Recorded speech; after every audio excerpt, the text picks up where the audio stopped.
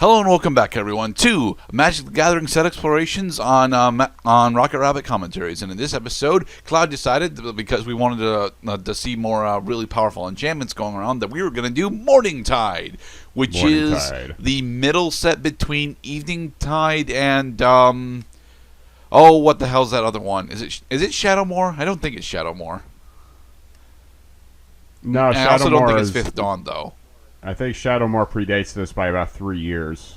Okay, but this is actually part of a block. I just don't remember what block it is. I'm pretty sure it's Morningtide, Eveningtide, and something else, but I don't remember. Anyway, the big thing that Morningtide is famous for is the fact that we have a lot of mixed tribal stuff, like a bunch of mixed tribal stuff.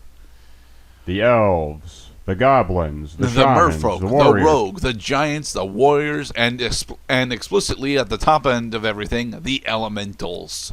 And the tree folk. Yes, they all band together based on common likenesses and also a very convenient mixing of types. We also get our first instance of tribal instance. Yes, which I'll be running some of because I am running Izzet. I am going to be running what is more or less it's more heavy leaning on the red stuff with an interesting blue top end. But I honestly don't think that I'll actually get to play out my blue top end that much because the blue top end is very expensive. And on the subject also of typing and tribalness, in addition to tribal instance, we also have keywords like kinship that will activate whenever you use cards that share a creature type with the kinship creature. Yes, that you will be... You likely also will find a use for other enchantments or artifacts like the Coat of Arms to really ramp up and double down on having lots of permanents on the board that share creature types. Alright, so I'm running Izzet, and you and Claude, I do believe, is running Golgari Elves, right? Golgari Elves, yes. I tried to maybe try mixing the... I tried to try Tree Folk, non-warriors, even shamans, druids. So I believe that for the purpose of this particular set exploration that elves was superior because elves has some stupidly powerful creatures among its roster, and I hope that they will make an appearance during these X number of games, where X is the number of games it takes us to declare a winner of a match. Alright then, let us begin. Ready. Aim. Fire. Roll dice. Damn I it. got a 5. I did it in the wrong order. I also rolled a 5. Right, that triggers a reroll. Clash. Okay, and I actually won the dice roll for once. Ha-ha! Yay. Alright. Mulligan. Come on, mulligan. I can hang with this hand. Kind of. I can also hang with this hand. Nice. I will give it a shot, he said. Alright, I'm going to go first, and I'm going to start with one of the cooler cards in the set. I'm going to start with a Mutavolt. A Mutavolt is a very powerful card in this set because it's a shapeshifter. So let us end. End your turn. Let's bring about an end to this conflict once and for all. But unlike the end of The Hobbit, we also will see a clashing of numerous different tribes all after the same thing. Glory. The dragon's treasure. There are no dragons in this set, though. I'm going to put down a mountain, and then I'm going to spend 2 in order to cast the Bright Heart Banneret. Now I get discounts. Yep. I will end. It's where the Merfolk Banneret comes into play, and a lot of the cards in this set also have enjoyed reprints, especially the Bannerets, because Bannerets make it easier for you to cast spells. Let's do, for 2... the Bramblewood Paragon. Okay, then. Each creature I control with a +1/+1 counter on it has trample, and the Bramblewood Paragon bestows a +1/+1 counter to warrior-type creatures that come into play under my control. Which is pretty awesome. Alright.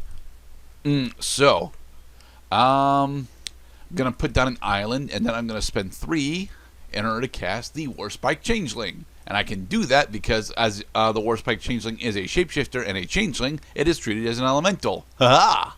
I did also want to check the ruling on that. It says at all times in the keyword for changeling, so one of those times, of course, is while the Warspike Changeling is in your hand, I take it. Yep.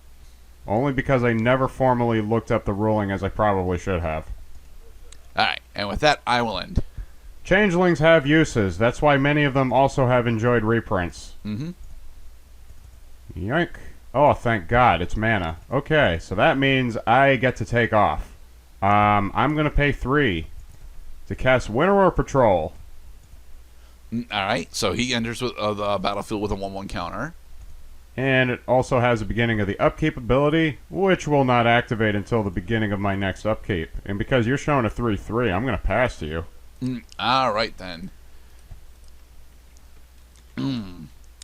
Okay, I'm going to put down an island. Then... Trying to think here. You know what? Yeah, I'm going to spend that island that I just played in order to cast the Marrow Wit Sniper. And I'm going to use his effect in order to have you mill the top card of your library.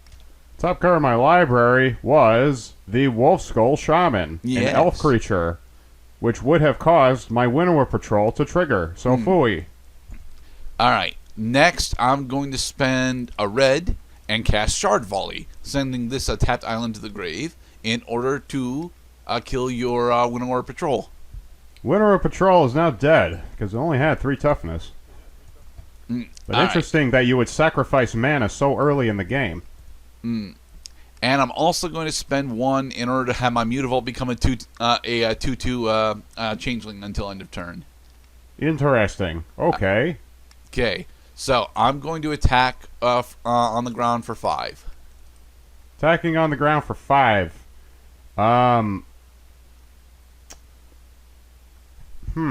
Interesting. Because I have a chance to really constrain your mana right now, which in the long run would give me an advantage while also denying you a creature with which you could attack me. I have lots of reinforcements in my hand. I am seriously considering that which I had just described. I'm going to declare the Bramblewood Paragon as a blocker on the Mutavault. Alright then. They kill each other and you take 3 damage. Yes, I do. Alright, and with that, I will end. Okay, so we see now that Gerdite only has 2 land cards on the board. That means that at worst, for me, that he will be unable to cast really powerful spells. I am going to cast for 3 the Liz Alana Bowmaster, a 2/2 with reach, and I will pass. Alright. Okay, I am going to put down an island, and then I am going to swing out. He's swinging. It feels like a trap, probably because it is. I'm going to declare the Lizalana Bowmaster on the Banneret. Alright, so Lizalana Bowmaster takes 1 damage, my Banneret is dead, and you take 4. I take 4 from your unblocked creatures. I am down to 13. Alright, so during my main phase 2, I can cast Thieves' Fortune for 1 because I did combat damage with a rogue this turn. Okay. Allowing me to look at the top 4 cards of my library and put 1 of them into my hand, and then send the rest to the bottom of my library in any order. Well, hold it. You are not allowed to activate the Prowl trigger if you... Oh, wait, because you have a Shapeshifter card. Okay, and I mind. actually have a rogue that dealt damage. Very good, sir. Alright. Do I actually reveal the card? No, I don't have to reveal the card. Okay. Alright, and these go to bottom of library in random order. There we are. I have a feeling that the card selected was a land card, so that Mr. Gerdite also, will... Oh, I'm God going damn to it, cast he's going Shard to Shard Volley, Ball. sacrificing this island in order to kill your Alana Bowmaster. Gerdite is going all aggro on this game, which of course is an advantage of running low drop creatures and red color. My turn. Okay, it seems that the irony of this whole thing is that now I'm the one who's unable to play cards because I didn't get my 4th mana as I was really planning to. So I'm going to end my turn and then suffer more punishment on my next turn. All right. Unfortunately, that is too expensive a card for me to actually play, but I am going to swing at you for 4. I take 4 damage and go down to 9. All right. And with that, I will end. I will start my turn. Draw step. Okay, so I did draw a card that I could play, but it has no effect because of state-based conditions and actions that would resolve at the resolution of card effects on checking conditions. I will end my turn. Ooh. All right, then. This is going to be a really quick game. All right. I'm going to put down a mountain, and then I'm going to spend 3 in order to cast a Taurian Mauler. Okay. And then I'm going to swing at you for 4. 4 damage is dealt. I am down to 5. And I will end. I will take my turn now. Drawing card. I will pay 2 in order to cast the Blightsoil Druid, a creature whose ability. My Taurian Mauler gains a +1/+1 counter. A creature whose ability is so inconvenient late game that it likely will spell doom for the rest of my game. It is your turn. All right. Okay. I unfortunately don't have the mana I need to cast that. Oh, You don't need mana, just swing. All right, I'm going to swing at you for 6 on the ground. Okay, I will, I'm just going to eat it and die because if I lose the Blightsoil Druid, I lose the game. Good game, Mr. Gurdat. It was a flawless victory, a la Mortal Kombat. I have a strong feeling that we will need to go to extra game in order to fully expound on abilities of deck. All right, then. On to game 2. GG. I'm going to make sure that I draw a hand that has 4 or more cards in it. However, a deck with 5 or more lands is not keepable. We will each take a house mulligan. This I'm gonna is keep this hand. Slightly keepable? You know what? Yeah, I'll keep this. Okay, I am going to go first and open with a forest and end my turn. Apparently, I have managed to replace Cloud with a robot. Huh. All right, I'm gonna put down a mountain, and then I'm gonna cast the Mud Button Charger. I'm sorry, Mr. Gurdat. Just I realize that when my emotions are just at the cusp of getting the best of me, I try to maintain robot voice in order to maintain control of my outward composure. So I'm gonna put down a swamp, and I'm gonna pay 2 for a much more convenient timing. The Blightsoil Druid, because now awesome. I have lots of life to pay for that ability. All right. So during my upkeep, Mud Button Charger reveals the top card of my deck, right? Oh, I get to look at the top card. Okay. Yes, and if it's either a goblin or warrior, okay. It gets +1/+1 until end of turn. Nice. Unfortunately, it is not. It is not a warrior. Oh well.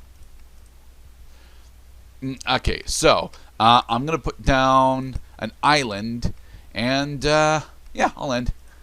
So for the record, you do not have to reveal the card if it does not share a creature type with the clanger, so that I don't know what's in your hand, but that's okay. Lands must come out at some point. I'm going to put down a forest, and then I'm going to pay 2 to cast my Bramblewood Paragon. Okay. I'm going to attack you with a 1/2. All right. I'll take 1. 1 is dealt. I will end my turn. All right. My move. I think I'm beginning to understand why Blightsoil Druid got a reprint. Damn. Okay. I'm going to put down a mountain, and then I'm going to spend 3 in order to cast the Countryside Crusher. He's a giant. All right, then. Yeah, with that, I'll end. If it's a land card, put it and repeat this process. So you could just,